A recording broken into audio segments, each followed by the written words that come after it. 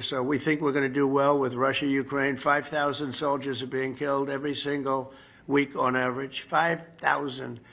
And they're not from here, and they're not from the USA. They're from Ukraine and Russia.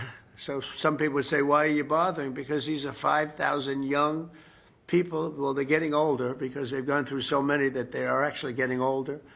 But these are 5,000 people that leave their home, wave goodbye to their parents. Their parents are so proud of them, their sisters, their brothers, and that's the last they ever see them. They're wiped out. And if you would see the satellite pictures, I get satellite pictures of that battlefield, and I want to tell you, I've never seen anything like that. I wish I never saw it.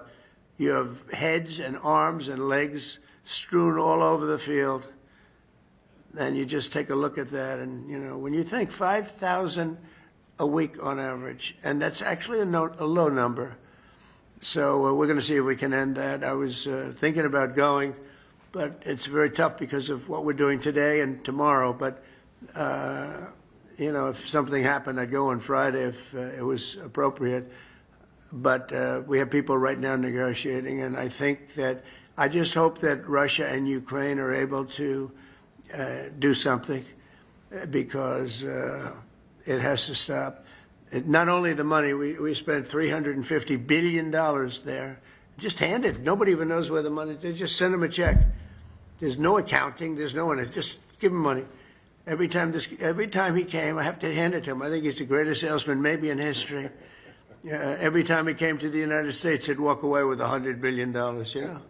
That's a good salesman, right? Even by your standards. This is a big standard right here. But that's a pretty good set. No, he'd walk in, leave with $100 billion. Last time he didn't do as well. He only got $60 billion. And it was so easy. It was like taking candy from a baby. That was the last administration. This administration has been a little bit tougher. But would like to see it end, and I think we're going to have a chance at doing it. And would like to see if we could solve the Iran problem in an intelligent way as opposed to a brutal way. There's only two, intelligent and brutal. Those are the two alternatives.